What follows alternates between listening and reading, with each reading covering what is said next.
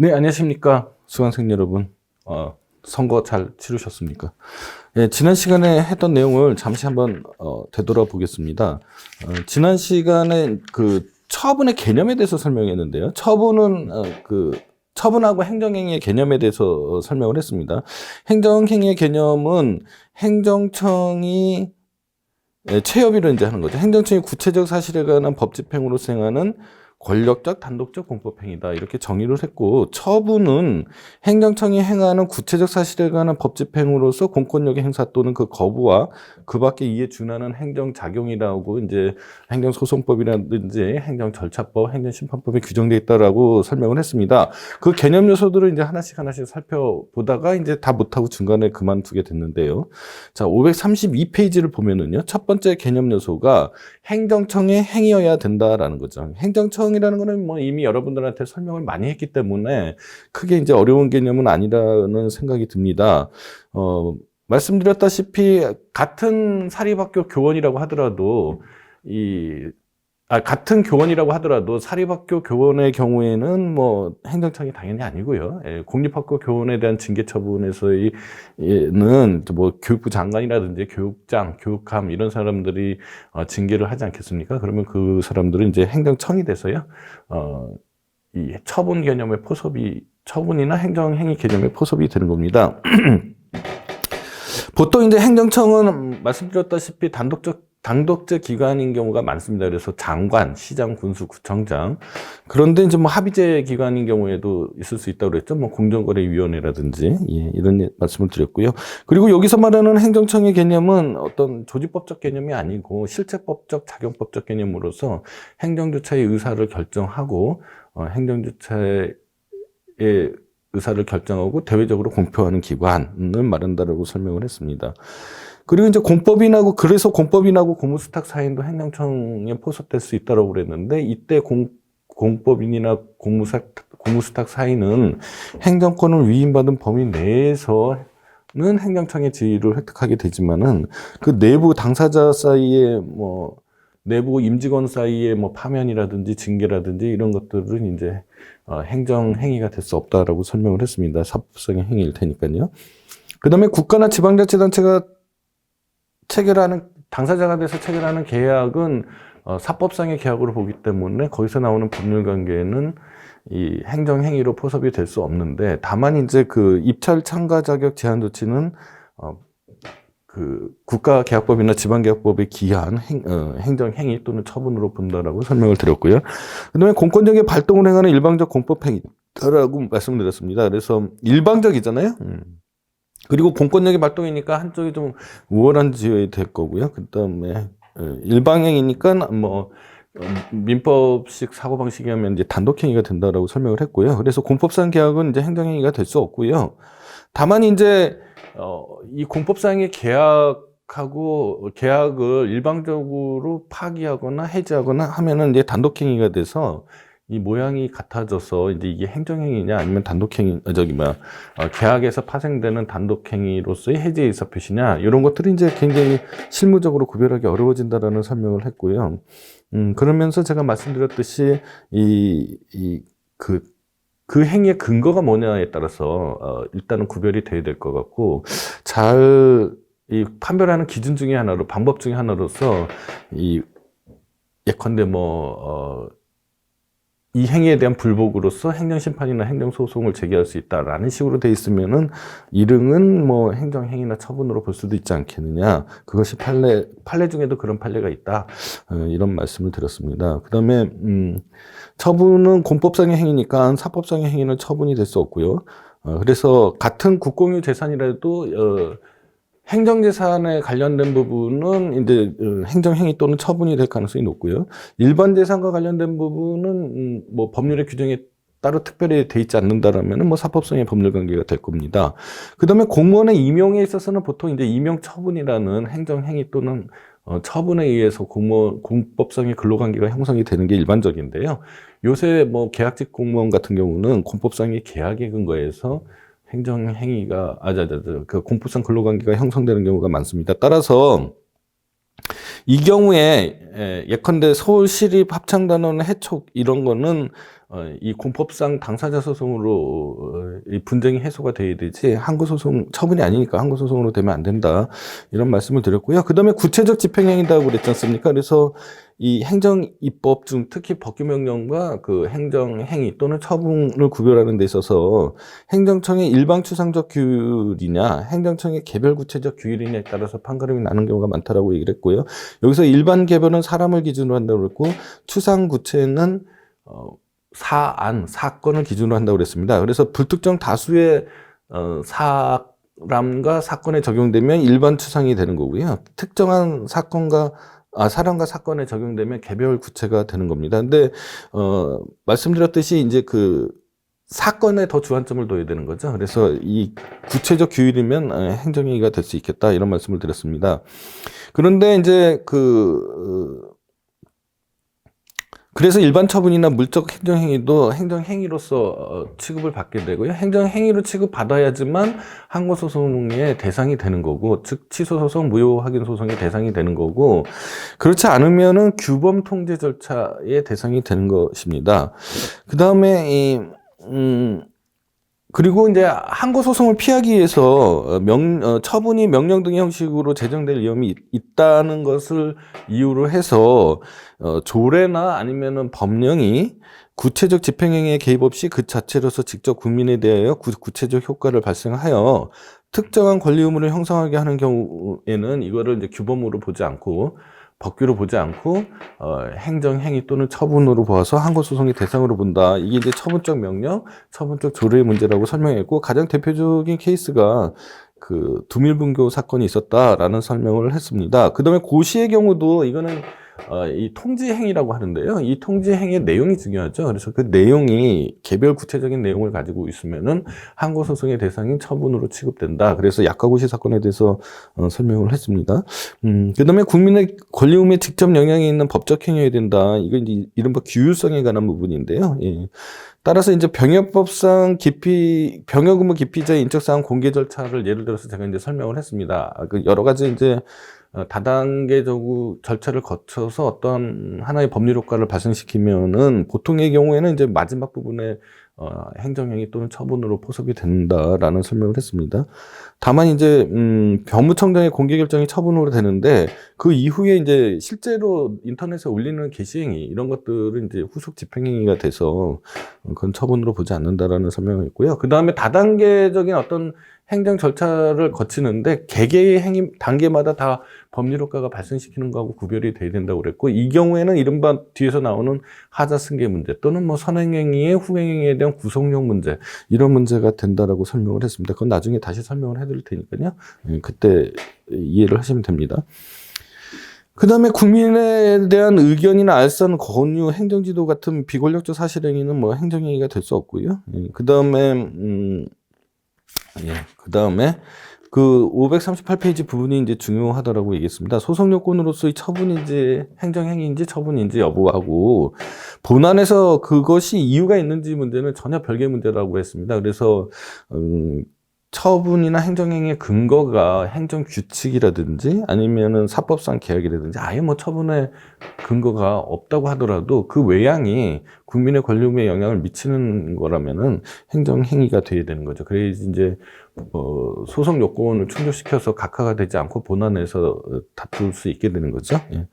소송법하고 연관지어서 설명하면 이 부분이 크게 어려운 게 아닌데 이제 그렇지 않고 그냥 막연히 생각하면은 잘 이해가 안 되는 수가 있습니다. 다시 한번 지난 시간 동영상 한번 보시기 바랍니다. 행정청 내부 행위하고 중간 처분과는 뭐 아까 얘기했던 거하고 연관이 되는데요. 뭐 예컨대 징계 처분에서 징계위원회 결정은 그 자체로 국민의 권리 의무에 영향을 미치는 게 아니고 징계 처분이 되어야지 비로소 국민의 권리 의무에 영향을 미치게 되지 않습니까? 그래서 그게 이제 처분이 또는 행정행위가 된다라고 말씀을 드렸습니다. 그런데 사업 인정이라든지 뭐 이런 것들은 그 자체로 국민의 권리 의무에 영향을 미친다. 아까 말씀드렸듯이 뭐 다단계 행정 절차인데 철거 명령이 있고 계고가 있고 대집행령장의 통지가 있고 대집행위 실행이 있고 비용 청산이 있다라면은 이 개개의 단계들이 다 처분으로서 취급을 받습니다. 행정행위로서 취급을 받는데 이거는 그 개개의 행위들이 개개의 단계의 행위들이 그 국민의 권리 의무에 영향을 미치기 때문입니다. 직접 영향을 미치는 규율성을 갖고 있기 때문입니다. 아까 징계위원회 의결하고는 다릅니다. 예, 그래서 이 경우에는 뒤에서 말씀드리겠지만은 뭐 하자 승계 문제가 발생한다고 설명을 드렸던 것입니다. 예, 이게 이제 지난 시간까지 강의고요. 오늘은 이제 이어서 540페이지에 있는 부분 허가입니다. 이미 부분 허가에 관해서는 이제 여러 가지 설명들을 했습니다. 이제 적정 통보에 관한 것들이 이제 부분 허가인데요. 지난 시간에 이미 설명을 많이 했는데, 자, 어떤 적정 폐기물 처리업에서 그 신청자의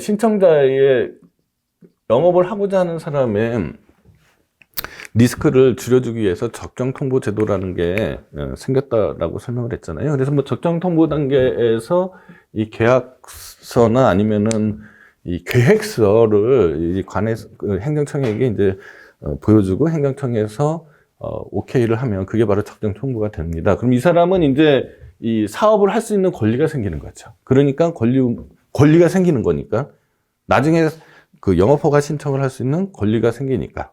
그러니까 이거는 이제 부분허가라고 해서 처분으로서의 또는 행정행위로서 취급을 하게 되는 겁니다. 그러니까 일정한 내부행위로서 그냥 아무 의미 없는 그런 게 아니고요. 처분으로서 효력을 발생해서 그 다음에 이제 영업허가잖아요. 그래서 여기서 쟁점이 많이 나오죠. 일단 이게 처분이냐, 그죠? 행정행위냐 라는 게 이제 하나의 쟁점이 될 거고요.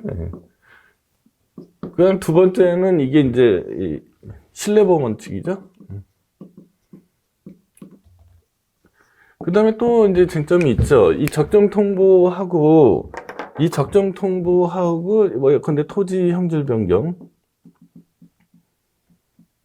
허가가 있으면은, 자, 이 적정 통보는 이 토지 형질 허가의 신뢰보험 원칙 중에서 공적인 견해 표명이 되는 거냐?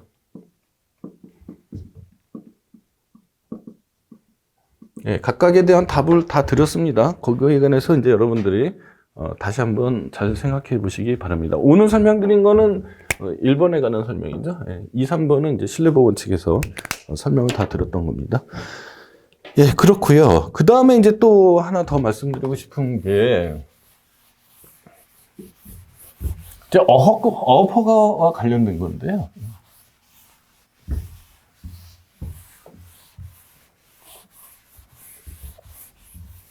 어업허가와 관련된 건데, 그때도 이것도 이제 아마 경원자 소송 때 어느 정도 설명을 했습니다. 자, 어업권 중에는 이제 어업 형태에서 어업권 중에는 예컨대 뭐 저인망업이라든지 이런 것들은 이제 어장 자원을 고갈시키잖아요. 그래서 어떤 어장 섹터를 만들어서요. 어장 구역 내에 그 어업권을 행사할 수 있는 사람의 숫자를 제한해야 됩니다. 그렇지 않으면 이제 뭐 어장 자원이 다 어업 자원들이 다 고갈되잖아요. 예, 그래서 만약에 이제 제가 이제 판례에 있는 사안을 아주 단순하게 한번 요약하고 그런 다음에 여러분들이 생각할 수 있게 편하기 위해서 좀 사안을 비틀어서 한번 설명을 해보겠습니다. 자, A라는 사람이 있고 B라는 사람이 있고 C라는 사람이 있다고 치자고요. 근데 어업권은 딱 한 사람만 남았어요. 한 사람한테만 줄 수 있다라고 한번 가정을 해보자고요. 그래서 예컨대 뭐 그렇지는 않지만 뭐 시험을 봤다고 칩시다. 그냥 여러분한테 설명 잘 이해하도록 하기 위해서 이렇게 사안을 비틀었습니다. 자, A라는 사람은 뭐 90점을 받았고요. B라는 사람이 80점을 받았습니다. C라는 사람은 30점을 받았고요. 자, 일단 꽈락제도가 있다고 한번 쳐보자고요. 꽈락제도가 있다고 치면은 여기서 이제 40점의 꽈락이면은, 자, 이런 사안이 있다고 이제 가정을 하죠. 현실이 그렇지는 않죠. 현실을 좀 제가 비틀었습니다. 자, 그러면은, 이 행정청의 입장에서는 누구에게 어권을 부여하겠습니까? 당연히 A한테 부여하겠지만 그 전에 이제 사전에 우선순위 결정을 합니다. 그래서 우선순위를 주겠죠. 이 우선순위가 이제 뭐 가면허, 가허가 가인가 뭐 이런 식으로 현실에서는 말해지는 거죠. 그리고 B는 이제 안 되겠죠. 그 다음에 C는, 뭐 이제 탈락을 했습니다. 우선순위 탈락 결정이죠. 탈락을 했습니다. 자, 그러면은, 자, 이 우선순위 결정을 한 것. 특별한 일이 없으면 앞으로 A한테 어업권을 부여하겠다라는 것. 이거는 이제 뒤에서 보면 이걸 이제 확약이라고 합니다. 확약. 앞으로 앞으로 행정행위를 발급하겠다라고 스스로를 구속하는 거죠. 그래서 이게 대외적인 효력이 있느냐 없느냐. 즉, 이 상태 그대로 A하고 B하고의 법률관계에 영향을 직접 미쳤느냐, 권리 의무를 발생 변경을 소멸시켰느냐. 저걸로 판례의 사고방식에 의하면, 관점에 의하면은 2단계에서는, 우선순위 단계에서는 아직은 국민의 권리 의무가 아직은 변동되지 않았다라고 보는 겁니다. 그러니까 행정행위가 아니다라는 거죠. 그래서 확약의 행정행위성을 부인하는 겁니다. 행정행위성을 부인한다. 자, 요까지가 이제 오늘 하고 싶은 얘기고요. 그 다음 얘기가 이제 이미 했던 얘기들도 있고요. 자, 이 씨의 경우에는 이제 얘기가 달라지죠. 이 씨는 이미 탈락을 했기 때문에 이 씨는 더 이상 어업권을 받을 수가 없지 않습니까? 그래서 이 씨의 경우에는 우선순위 탈락 결정이긴 하지만 그 면허 신청 거부 처분이랑 같아지는 겁니다. 그래서 씨에게는 행정행위로서의, 그러니까 씨한테는 현 단계에서도 이미 국민의 권리 의무에 직접적인 영향을 미친 거죠. 그러니까 C에 대해서는 행정행위가 되는 거고요. A하고 B 상태에서는 B에게는 아직은 행정행위가 되는 게 아닙니다. 그래서 우선순위 결정 대신에 가인과 가면허, 가허가 그걸 통칭해서 확약이라고 하는데 이렇게 되는 거고 이것은 행정행위가 되지 않는 것이다라는 게 이제 오늘 강의의 주 내용이고요. 이제 지난 시간에 얘기로 다시 돌아가서요. 자, 그래서 이제 법률성이 이 문제가 되는 거죠. 그래서 이 행정청이 A에게 면허를 부여하고 B에게는 거부 처분을 했겠죠. 그러면은 이제 이 나중에요. 확약 이후에 그러면은 B가 A의 면허 처분 취소 소송을 제기할 수 있겠느냐라는 게 이제 이 원고적 격의 문제죠. 법률성이 원고적 격, 경원자 소송 이런 문제, 이렇게 쟁점이 이제 형성이 되는 겁니다. 이렇게 이해를 해주시면 될 것 같고요. 그다음 이제 행정계획인데요. 행정계획은 이제 뒤에 가서 아마 2학기 때 여러분들한테 자세히 설명하게 될 건데 오늘 아셔야 될 거는 행정계획에는 뭐 도시군 기본계획이라는 게 있고요. 행정계획이 이제 가장 대표적인 게 도시계획입니다. 근데 도시계획에는 도시군 기본계획이라는 게 있고요. 도시군 관리계획이라는 게 있습니다. 도시군 기본계획은 이 장기적인 플랜입니다. 그러니까 마스터 플랜, 뭐 청사진, 뭐 이런 건데요. 그러니까 뭐 한 도시가 서울특별시가 한 20년 후에는 이렇게 발전되어야 될 것 같다. 라는 거 하면은 지금 당장은 개개의 시민에게 권리 의무에 영향을 미치지 않고 다만 이제 행정청이 이 도시 기본계획을 가지고서 거기에 구속을 받아서 앞으로 계속 도시계획을 짜 나가겠죠. 그러니까 이 도시군 기본계획은 아직은 이제 행정행위, 처분이 아니다라고 보는 거고, 다만 이제 도시군 관리계획은 지금 당장 예컨대 도시관리계획은 어떤 게 있느냐면요. 542페이지 하단에 있습니다. 반면에 특정 개인의 권리 이익을 규제하는 개별적이거나 구체적인 행위는 처분으로 봐야 된다. 예컨대 도시군 관리계획이라든지 택지개발 예정지구의 지정이라든지 도시정비법상의 관리처분계획 이런 것들을 얘기하는 겁니다. 그러면은 예컨대 도시군 관리계획 중에서 용도지역 이런 게 용도지역 설정 이런 것들이 있거든요. 그러면 내가 살고 있는 집이 예컨대 주거지역이라고 한번 상상을 해보세요. 그러면 주거지역인데 거기에다가 제가 염색 공장을 하고 싶어요. 그러면은 염색 공장 설치 허가가 이루어질 가능성이 거의 제로에 가깝지 않습니까?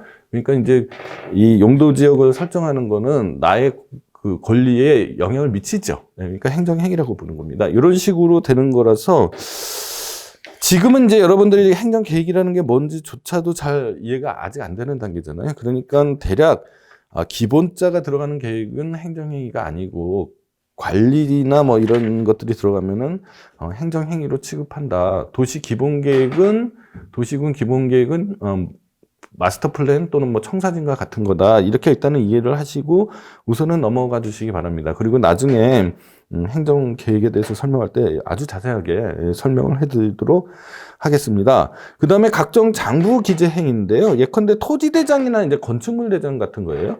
토지대장, 건축물대장, 지적공부 뭐 이런 것들이 있는데 이런 것들은 원래는 행정사무 집행의 편이나 아니면 사실증명의 자료일 뿐이잖아요. 권리를 표창하는 건 뭐겠습니까?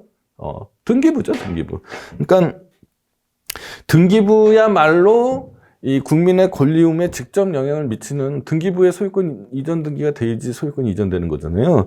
이렇게 되는 거지. 토지대장이나 건축물대장은 이거는 그냥 행정편의의 자료나 아니면 뭐 사실증명의 자료에 불과해서 요게 뭐 변동이 있는다고 해서 소유권이 이전되거나 그렇진 않죠. 그러니까 판례는 원칙적으로 처음에 종래 판례는 원칙적으로 이제 처분이 아니라고 봤던 겁니다. 행정위가 아니라고 봤던 거예요. 근데 이제 토지 분할 신청의 경우에는 이제 좀 생각해 볼 바가 있었던 거죠. 예컨대 어떤 사람이 자기 토지의 일부에 대해서 저당권을 설정하고 싶습니다. 근데 이 토지 분필이 되어야지, 그러니까 토지대장상에 지적공부상에 토지 분할이 되어야지 등기부에 분필이 되고 그 필지별로 저당권이 설정될 수 있지 않습니까? 그러니까 이거는 뭐 권리움에 영향을 미치는 거네. 뭐 이런 생각을 할 수 있게 되는 거죠. 그 다음에 건축주 명의 변경 신청 거부 행위도 말입니다. 다 한번 생각해 보시면은 이 건축주, 그러니까 명의가 처음부터 등재돼 있어야지, 그죠? 건축물 대장상에. 그래야지 나중에 건축이 완성된 다음에 등기부 등본에 소유권 보존 등기를 할 수 있게 되죠. 그러니까 이것도 처분성을 인정해도 될 것 같다. 뭐 이런 생각을 하게 되는 거죠. 그 다음에 이제 지적공부상의 지목 변경 신청 거부 행위인데, 자, 지적공부에 이제 예컨대 뭐 대지로 돼 있는 경우하고, 뭐, 잡종지로 되어 있는 경우하고는 이제 상상을 해보면은요. 그럼 이제, 그 지목에 따라서 세금이 달라지겠죠. 세금의, 요율이라든지 액수가 달라질 겁니다. 그 다음에 뭐 여러 가지 뭐 일들이 많이 벌어지겠죠. 그거를 기화로 해서. 그래서 과거에는 이게 이제 지적공부상의 지목 변경 신청 거부 행위를 판례는 이제 고지고대로, 대법원 판례는 고지고대로 행정행위라고 보지 않았던 거죠. 그런데, 헌법재판소에서 뜻밖에도 이거를 이제 그 공권력의 행사라고 해가지고, 헌법 소원을 받아줬습니다. 그래서 나중에 이제 또 대법원에서 행정행위라고 다시 이제 처분성을 인정하게 되죠. 이렇게 되면은 이제는 앞으로 이와 관련해서는 이제 그 헌법재판소에서는 이제 보충성 때문에 헌법 소원은 더 이상 이제 받아들여질 수 없을 것 같은데요. 이런 식의 역사가 있었습니다. 그렇게 이제 하나씩 권리움에 영향을 직접적으로 미친다라고 이제 설명을 하다 보니까 점점 이게 넓어져요. 그래서 이제 건축물 대장 작성 신청 반려 행위, 토지 대장을 직권으로 말소한 행위, 이런 것들의 행정행위성, 처분성을 인정하기 시작합니다. 그런데 아직까지는 이제 무허가 건물 대장에서 삭제한 행위, 행정청이 토지 대장의 소유자 명의 변경 신청을 거부한 행위, 이런 것들은 이제 여전히 이제 그 처분이라고 보지 않습니다. 그래서 이게 이 장부죠. 이런 공적 장부의 기재 행위 또는 기재 행위에 대한 거부 행위, 이것이 이제 처분이냐 아니냐가 이제 굉장히 어려워지는 문제인데, 이렇게 되니까 이게 일률적으로 설명하기가 참 어려워졌습니다. 근데 그래도 뭐 답을 주라고 한다라면은 544페이지입니다. 당의 이 공부의 성격이 말이죠. 단지 이제 행정사무 집행의 편의와 사실증명의 자료로 쓰이기 위한 것이냐, 아니면은 그 등재나 변경으로 인해서 권리 의무 관계에 영향을 직접적으로 미치느냐에 따라서 이게 행정행위냐 아니냐, 이렇게 구분해야 된다라고 설명할 수밖에 없고, 구체적인 사안에 대해서는 여러분들이 이렇게 눈으로 익혀두셔야 될 것 같아요. 그 다음에 이제 비권력적 행위인데요. 비권력적 행위로서의 경고의 문제입니다. 이 경고라는 거는 사실은 이제 어떤 거냐면요. 여러분들 이제 공무원들이 징계를 받는데요. 비위 행위를 저지르면은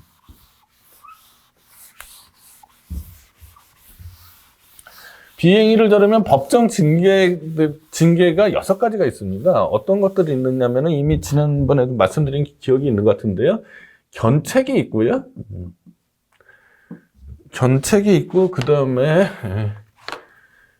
감봉이 있고요. 감봉은 뭐 봉급을 감한다는 거겠죠. 예, 감봉이 있고, 정직이 있고요. 그 다음에 강등이 있고요. 그 다음에 해임이 있고, 파면이 있죠. 예. 자, 어떤 비행의 정도, 목적과 수단의 비례관계를 형성돼야 된다라는 비례 원칙에 대해서 설명을 했습니다. 그죠? 비례 원칙. 이게 비례의 원칙과 관련돼 있다. 어떤 비례 원칙인가요? 예, 협의의 비례 원칙입니다. 예, 이거를 잊어버리시면 안 되고요. 예, 두 번째는 이제 이런 거 보고 이제 선택재량이라고 그러죠. 선택재량. 징계를 할 거냐 말 거냐는 이제 결정재량이고요.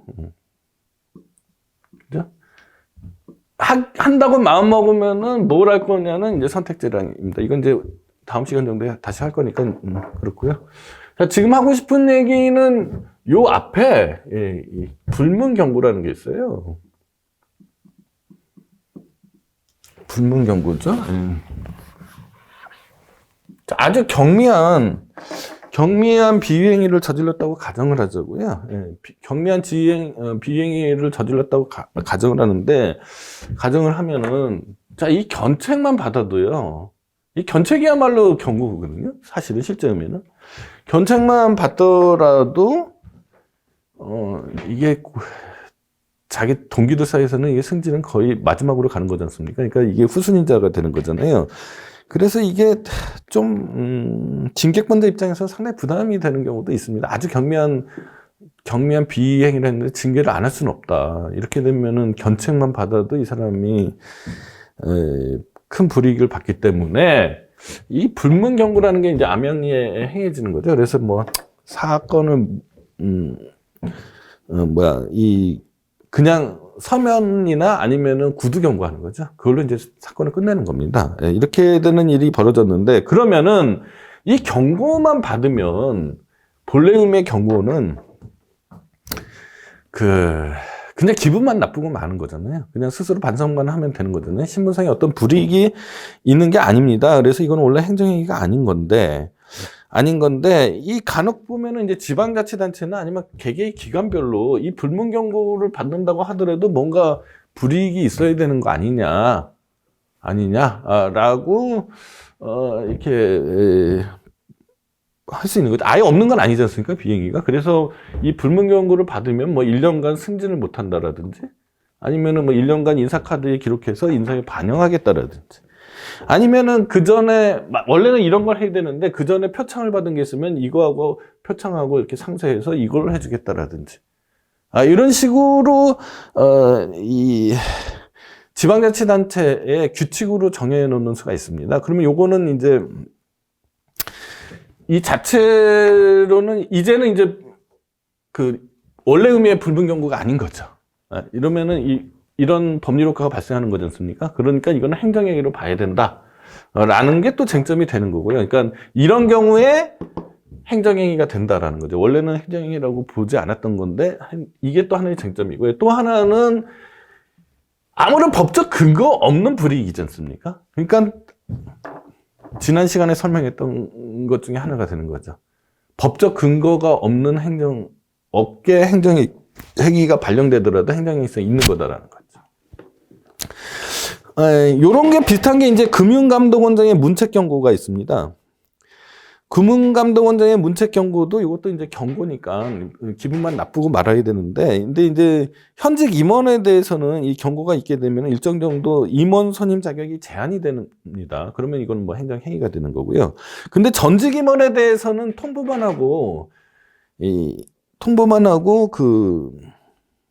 실질적으로 신분상의 불이익이 형식적으로는 없습니다. 그렇게 돼서 전직 임원에 대한 문책 경고는 행정행위고, 현직 임원에 대한, 전직 임원에 대한 문책 경고는 행정행위가 아니라는 판례가 있었는데, 지금은 이제 주 220에서 보시면 아시겠지만, 545페이지 주 220에서 보시면 아시겠지만, 현행 금융회사 지배구조에 관한 법률이라는 법이 있어요. 그 법에서는 이제 전직 임원에 대해서도 전직 임원에 대한 문책 경고에 대해서도 일정 정도 신분상의 불이익을 가하도록 돼 있습니다. 따라서 이제는 이 법이 개정돼서 행정행위로 봐야 될 것 같아요.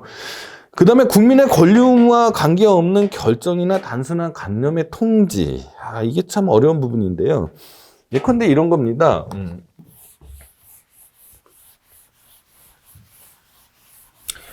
자, 과세 처분을 했거나 아니면 과세 처분 아니더라도 어떤 과세 요건이 돼서 이제 세금을 내야 되는데 말입니다. 예. 그냥 과세 처분을 했다라고 그냥 단순화시켜서 자,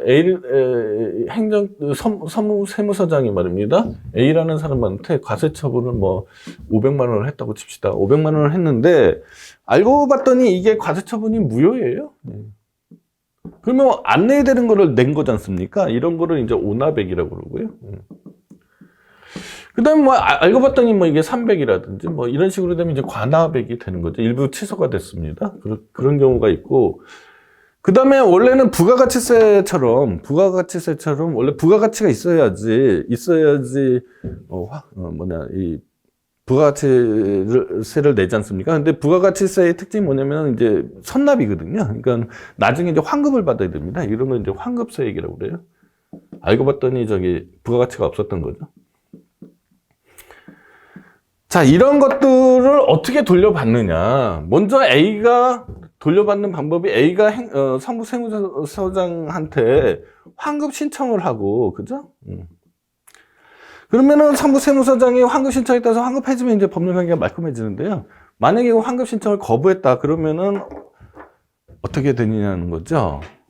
이게 이제 쟁점인데요. 자, 이 환급 신청에 대한 거부는 아무런 법률 효과가 없다라는 거죠. 원래 이 과세 처분이 무효니까 처음부터 내지 말아야 될 것을 낸 거니까 일단 그때 바로 부당이득이 성립이 된다라는 거죠. 그래서 일종의 부당이득 반환 청구권으로 민법상의 부당이득 반환 청구권, 저는 거기에 반대합니다만은 민법 741조에 이게 사법상의 부당이득 반환 청구권이 아니라고 보는 게 이제 제 견해이긴 한데 어쨌거나 이 판례는 민법 741조에 따라서 부당이득 반환 청구 소송을 제기해야 되는 거고 이거에 대한 거부는 이 행정행위가 아니다라고 하는 겁니다. 요것 때문에 돈을 돌려받는 게 아니다라는 거죠. 예. 민법 741조 때문에 법률상 원인이 없는데 냈기 때문에 돌려받는 거지. 이것 때문에 이 과정 때문에 이 절차 때문에 돌려받는 게 아니다라는 거. 이건 아무 의미가 없는 거라는 거죠. 자, 그러니까 이거는 행정행위가 아니고 이 민사소송을 제기해야 된다. 민법 741조에 의한 부당이득 반환 소송을 제기해야 된다라는 결론인데 이제 최근에 근데 판례가 변경이 돼서요. 부가가치세의 경우에는 이거는 민법 741조의 부당이득 관계가 아니다라는 거죠. 네. 이 자세히 설명하려면 이제 한도 끝도 없는데요. 이거는 나중에 행정쟁송법 시간에 다시 강의를 해드릴 테니까요. 일단은 이렇게 아시기 바랍니다. 따라서 결론만 말씀드리면은 이거는 이제 그 환급 신청 거부 처분 취소 소송을 제기하면 안 되는 거죠. 왜냐면은 행정행위가 아니기 때문에. 그러면 어떻게 해야 되느냐? 요 두 개는 오납액하고 관납액은 민법 741조에 따른 부당이득 반환 소송을 민사소송으로 제기하는 거고요. 요 환급세액에 관해서는 이제 공법상 당사자 소송을 제기하라는 겁니다. 오늘은 여기까지만 좀 알아두시고요. 그 다음에 이제 당연퇴직이에요. 퇴직도 마찬가지인데 공법상 근로관계를 형성하는 거는 임명처분이라고 그랬지 않습니까? 아니면은 공법상 계약에 의해서 근로관계가 형성이 되는데요. 공법상 근로관계가 이제 해소되는 거는 몇 가지 사유가 있습니다. 면직 처분이라는 게 있고요. 면직이라는 게 있고, 그 다음에 이제 퇴직이라는 게 있는데, 면직은 이제 처분으로 하는 거예요. 보통 처분으로 합니다. 그래서, 그때 사직서 내는 건 뭐라고 그랬습니까? 의원 면직이잖아요. 사직서 내는 거 의원 면직입니다. 지난번에 강의 몇 번 했는데, 자, 의원 면직은 뭐예요? 사직서, 원에 의해서, 그죠? 직에서 면하는 처분을 하는 거거든요. 그러니까 사직서 제출로 공법상 근로관계가 해소되는 게 아니다라고 설명을 해드렸습니다. 예, 공포상 근로관계가 해소되는 거는 사직서 제출 때문에 되는 게 아니고요. 면직 처분 때문에 되는 거죠. 예, 이게 이제 사법하고 공법하고 다른 점이라고 설명을 여러 번 했는데요. 자, 그거가 아니고 이번에는 이제 면직 관계가 아니고요. 퇴직에 대한 설명입니다. 자, 퇴직 사유는 이제 뭐 정년 퇴직이 있고요. 그다음에 뭐가 있죠? 결격 사유가 있을 때 퇴직하는 경우가 있고요. 또 하나는 이제 외무공무원의 경우에는 국적 상실이 있습니다. 뭐 이런 것들이 있는데 뭐 예컨대 이런 거죠.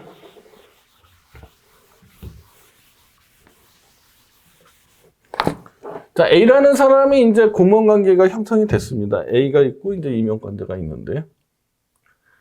자, A가 이제 만약에 2000년 3월 2일 날 이제 임용이 됐습니다. 임용이 됐는데 결격 사유가 이제 임용되기 직전에 있었는데 이거를 모르고 모르는 경우도 과거에는 있었습니다.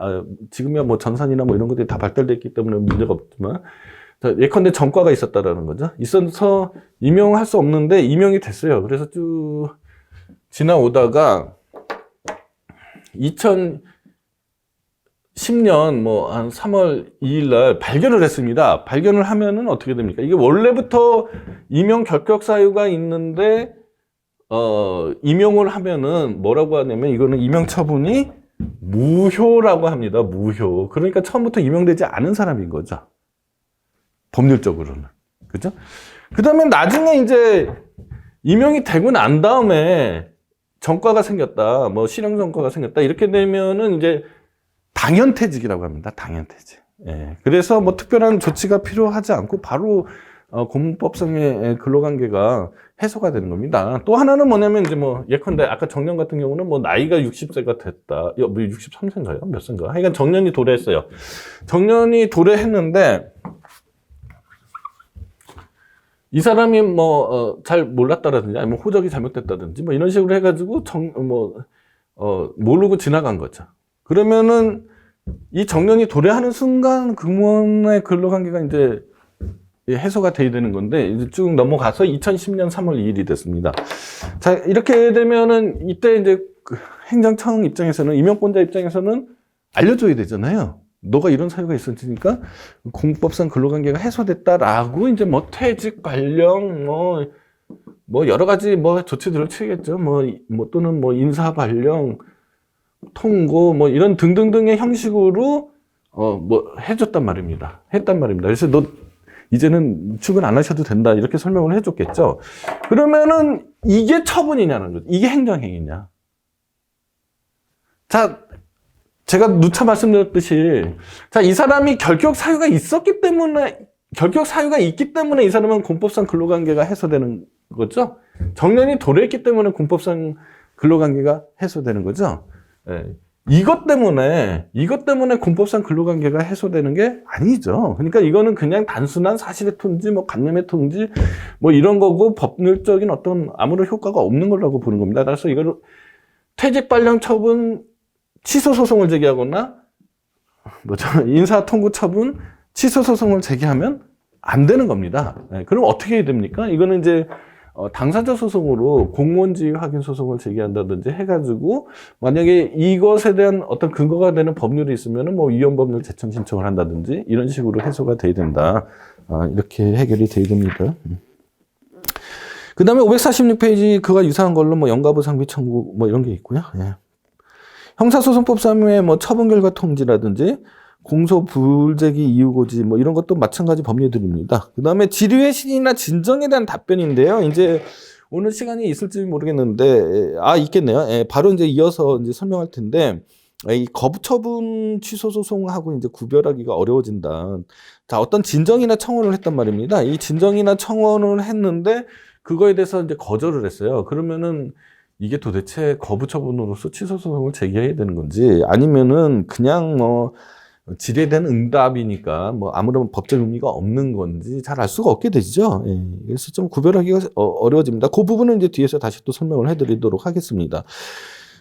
그 다음에 처분으로서 외형을 갖출 것, 이거는 나중에 이제 처분에 대한 소송과 관련된 부분인데 여기서 뭐 같이 설명을 해드리면요. 예컨대 처분 서면을 이제 작성해서 공무원이 그거를 자기 책상 서랍에 그냥 두고서 있다. 또는 아니면 내부적인 의사결정을 해놓고 있다. 이런다고 해서 행정행위가 존재하는 건 아니죠.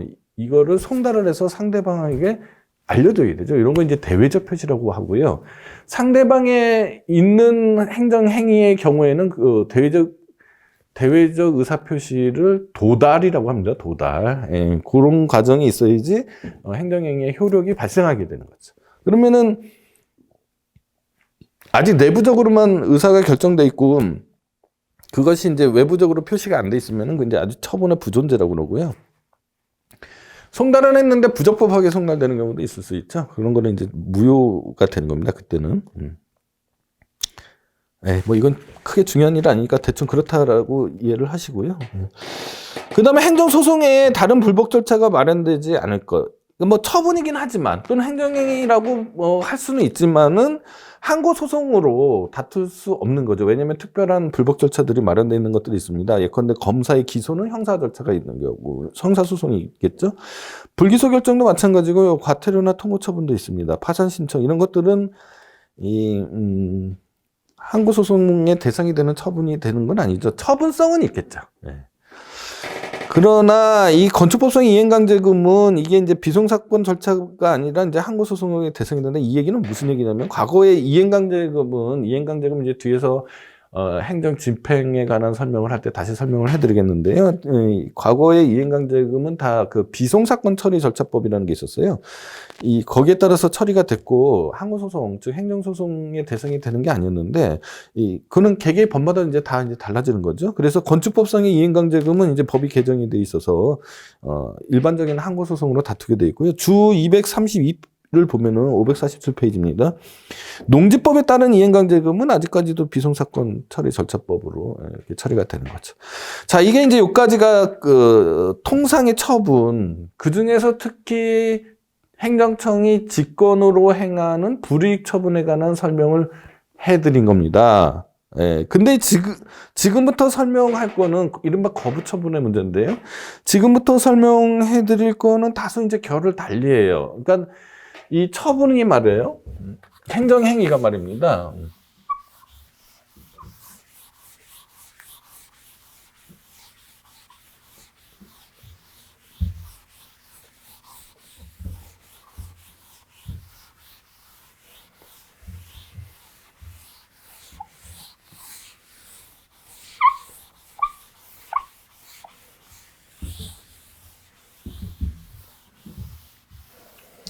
행정행위가 조금 더 설명을 해드리면은 행정행위가 유형을 여러 가지로 이제 나눌 수가 있어요.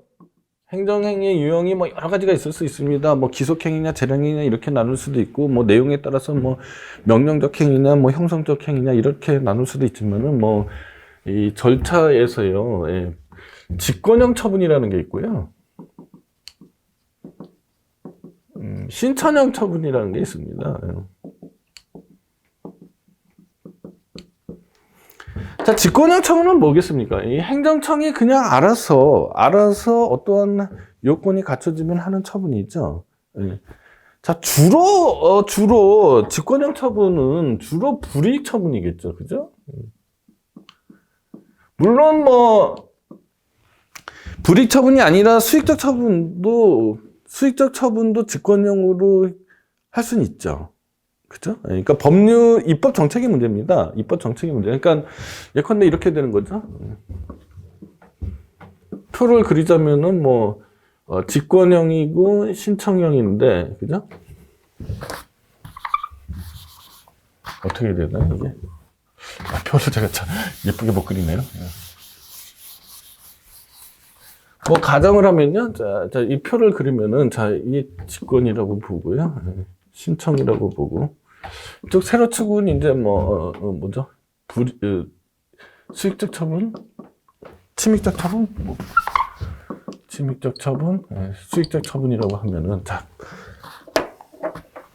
1, 2, 3, 4가 있겠죠. 그죠? 그래서 1번은 뭐겠습니까? 직권으로서 침입적 처분. 그러니까 행정청 스스로, 불이익 처분을 하는 거죠. 예. 그 다음에 행정청 스스로 직권으로 수익적 처분을 할 수도 있고요. 그죠? 그 다음에 신청형 처분이죠. 신청이 있어야지, 신청이 있고, 당사자로부터 신청이 있고, 제가 행위여건적 신고, 상인의 공법행위에서 설명을 했지 않습니까? 신청에 대한 응답으로 행정행위를 하는 거죠. 그 행정행위를 신청에 대한 응답으로 하는데, 이 침입적 응답을 할 수도 있고, 침입적 행정행위를 신청해서 거기에 대해서 응답을 할 수도 있죠. 보통은 자기에 대해서 그렇게 하지 않죠. 제3자한테 침입적 행정행위를 해달라고 신청을 하겠죠. 예.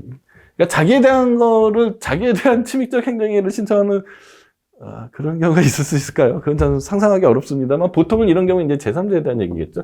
자, 그다음에 신청이 수익적 행정행위를 이제 신청하는 경우가 이제 보통의 경우가 될 겁니다. 그러니까 보통은 이제 우리가 생각하는 거는 보통은 1번하고 4번이 이루어지겠죠. 그죠? 2번하고 3번은 아마도 이제 제3자에 대한 관계가 있어서 제3자한테는 뭐 수익적이거나 침입적인데 나한테는 이익적, 이른바 복효적 행정이라고 하거든요. 이런 관계에서 드러나는 이제 여러 가지 얘기들이 될 텐데, 이제 오늘은 뭐 아주 간단하게 단순하게 1번하고 이제 보통 4번을 상정을 하는 수밖에 없습니다. 그 경우가 이제 가장 많을 테니까, 그죠? 그러면은 직권으로 하는 침입적 처분에 대해서는 주로 뭐예요? 방어죠, 방어. 보통 여기에 대한 구제 방법은 방어가 되는 거죠. 자, 여기에 대한 직권을 신청해서 수익적 행정행위를 신청했는데 받아들여야 되는 거죠. 예, 보통 요구가 되는 겁니다. 요구. 예. 그래서 요 경우에는 이제 방어가 주된 목적이 되고, 요 경우에는 이제 요구가 이제 주된 권리의 내용이 되는 거죠. 권리의 내용입니다. 예, 권리의 내용이 요 경우에 이제 방어가 주된 권리의 내용이 되고, 여기 이제 요구가 주된 내용이 되는데, 자, 소송법적으로 가면 이제 어떻게 되냐면은 요거에 대한 거는 이제 항고소송이 되는 거죠. 취소소송이라든지 무효확인 소송이라든지 이렇게 되는 거고, 여기에 대한 거는 이제 요구니까 이제 거부 처분에 원래는 이제 의무의 소송이에요. 의무이행 소송이 있어서 의무이행 소송으로 행정청한테 행정행위에 대한 발급을 요구하는 소송이거든요. 나한테 이러이러한 수익적 행정행위를 발급해달라 이렇게 돼야 되는 건데, 그렇게 돼야 되는데 우리나라 이제 의무이행 소송이 없어요. 없기 때문에 이 수익적 신청에 대해서, 수익적 행정행위에 대한 신청에 대해서 거부를 하면은 의무이행 소송을 하는 게 아니고 거부 처분 취소 소송을 해야 되는 겁니다. 자, 그러면 취소 소송은 항고 소송이잖아요. 항고 소송이니까 처분성이 있어야 되는 거죠. 즉 행정행위여야 된다는 겁니다. 그럼 모든 거부행위가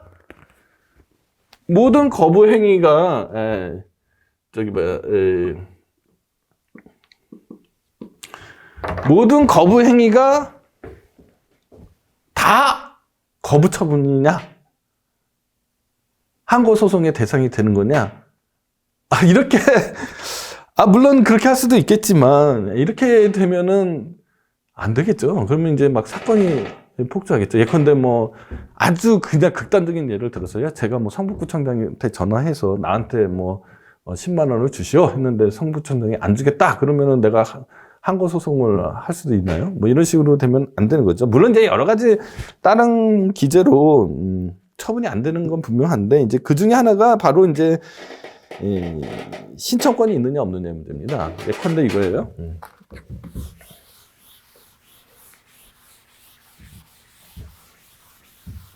조금 논리적인 조작이 필요한데요. 네. 자, A라는 사람이 이제 성북구청장한테 건축 허가 신청을 했어요. 건축 허가 요구가 하는 거죠. 건축 허가를 내달라고 이제 신청하는 거지 않습니까? 근데 행정청이 건축 허가 신청에 대해서 세 가지로 반응할 수가 있습니다. 그죠? 논리적으로 세 가지 답밖에 없어요. 하나는 이제 허가를 내준다는 거죠. 두 번째는 거부를 하는 거죠. 세 번째는 부작위를 하는 겁니다. 예. 자, 그러면은 허가를 내주면 뭐 큰 문제는 없죠. 제3자하고 개재돼 있으면은 이게 이제 분쟁이 될 수 있지만 제3자가 개재돼 있지 않다라면은 A와 성북구청장에서는 허가를 내주는 순간 뭐 법적 분쟁은 이제 없는 거죠. 근데 주로 이제 거부하고 부작인데, 자, 거부처분, 지금 이제 거부처분에 가는 얘기니까, 자, 거부처분에 대해서 얘기를 해보자고요. 자, 거부를 했단 말입니다. 자, 그러면 A는 이제 건축할 권리를 신청했지만 건축할 권리를 거부당해서 현재 상태로는 건축할 권리가 없는 거죠. 그런데, 자, A가 말이에요. 자기가 보기에는 그냥 처음부터 건축허가 신청을 안 했단 말입니다. 해도 안 될 것 같아서. 그래도 마찬가지로 A한테는 건축할 권리가 없는 거죠. 첫 번째 경우하고 두 번째 경우가 똑같죠, 결과가요. 그러니까 건축허가 신청을 했는데 거부당한 거나, 이 건축 허가 신청을 처음부터 안 한 거나, 결과에 있어서 같다라는 얘기입니다. 그러면 이게 뭐가 문제가 되냐면, 지금까지 설명했던 행정행위 개념 요소 중에서, 판례적인 시각에서 지금 설명하는 겁니다.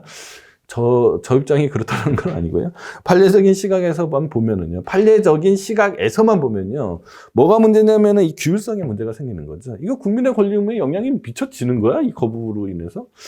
근데, 넌센스죠. 그죠? 뭔가, 이거는 소송을 해야 되는 거죠. 예컨대 만약에 이게 우리나라에 의무행 소송이 있었다면 의무행 소송을 할 수 있었던 거 아닙니까? 근데 의무행 소송이 없으니까 지금 아무것도 못하는 거일 뿐이지. 그러니까 뭔가 처분성을 포착해내야 되거든요. 그러면은 국민의 규율성이잖아요.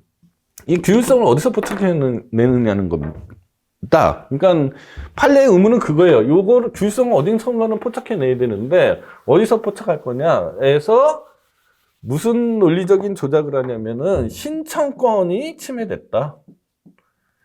신청권이 침해됐다. 이렇게 설명을 하는 겁니다. 예.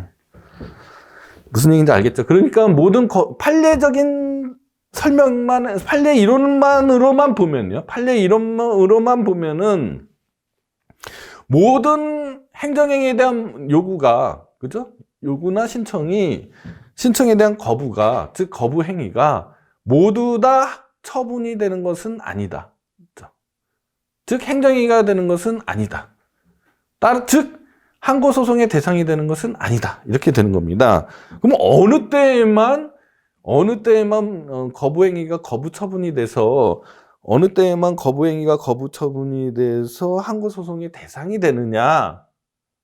이런 의무는 판례는 신청권이 있을 때만 그렇다. 즉 신청권이 있는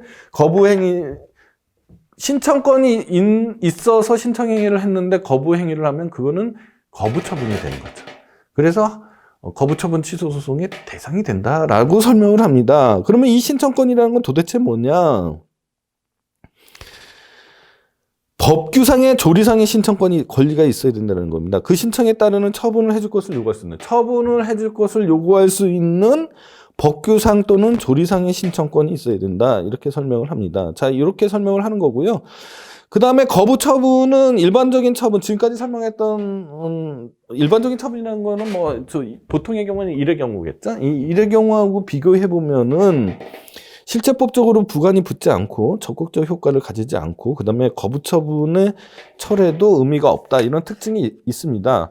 자, 여기서 이것도 중요하지만 더 중요한 것은 이 아까 얘기했던 그 신청권이 있어야지만 거부행위가 된다, 이렇게 설명하는 거잖아요. 거부처분이 된다. 자, 그러면 거부행위가 거부처분이 되기 위한 요건이 뭐냐? 순전히 지금 판례 이론을 설명해 드리는 겁니다. 저 개인적인 견해는 라고 생각하시면 안 됩니다. 첫 번째, 신청하는 행위가 공권력의 행사여야 된다. 두 번째, 신청인의 법률관계에 영향을 미치는 행위여야 된다. 세 번째, 그러한 신청권이 있어야 된다라는 겁니다. 그러면 첫 번째하고 두 번째 얘기는 뭐예요? 만약에 신청한 행위가 이루어졌다면은, 그죠? 이루어졌다라면은, 지금까지 설명했던 행정행위 요건이 갖춰지는 거잖아요. 예, 그거를 요약해 놓은 거잖아요. 몇 가지 개념 요소를 축약시켜 놓은 거잖아요. 그러면 추가적으로 신청할 권리가 있어야 된다. 요거가 이제 중요한 거가 되는 거죠. 그런데 이제 생각을 해보면, 자, 보십시오. 자, 신청권이라는 건 말입니다. 이 권이라는 거는, 이거는 이 권리라는 얘기가 되는 거고요. 그죠? 권리라는 거니까 이거는 이 원고 적격과 관련된 부분이지, 그죠? 예. 지금 행정행위냐 아니냐는 대상 적격, 처분 적격과 관련된 얘기거든요. 자, 이 원고 적격과 관련된 얘기지, 이게 어떻게 처분이니 아니니, 아닌지를 따지는 처분성이라든지 행정행위성이라든지 또는 뭐 대상 적격의 문제라든지 이거하고는 관련이 없는데 지금 판례가 번지수를 잘못 잡은 거다. 그러니까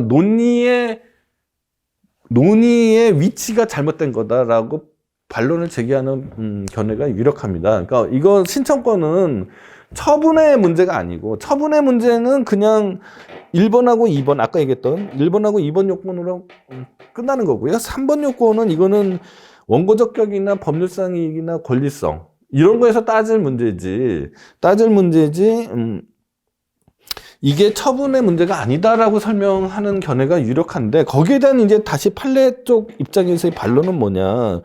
여기서 말하는 신청권은 구체적 사건에서 신청인이 누구인지를 고려하지 않고 548페이지 하단입니다. 관계법규의 해석에 의해서 일반 국민에게 그러한 신청권을 인정하고 있는지를 살펴서 추상적으로 살펴야 된다. 즉 객관적으로 보겠다는 거예요. 어떤 특정한 개인이 어떤 행정행위를 요구할 거냐 말 거냐의 문제로 가게 되면 그거는 이제 원고 적격 문제가 맞을 수도 있어요. 근데 그게 아니고 객관적으로 볼 때 신청인이 누구인지를 고려하지 않고 관계법규의 해석에 의해서 일반 국민에게 그러한 신청권이 있다고 있는지를 추상적으로 살펴보자. 그러니까 객관적으로 뭐가 있는지 신청에 관한 절차가 있다 없다 이런 식으로 보자라는 겁니다. 그러면 이거는 사실은 권자를 붙이면 안 되죠. 제가 보기에는 이거는 이제 그냥 신청형 처분이니까. 신청형 처분이니까. 그죠?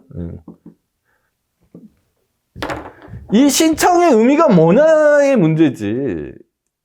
이게 신청권이라는 이름을 붙이는 게 적합하냐는 다소 좀 의문이다. 그러니까 저는 기본적으로 판례의 태도에 동조는 하는데 판례가 설명하는 그 신청권의 문제는 원고 적격에 관한 설명을 한 거고 제가 보기에는 지금 이 신청형 처분이니까 신청이 전제가 돼야 되는 거잖아요. 그러니까 이거는 일종의 신청 절차죠. 예.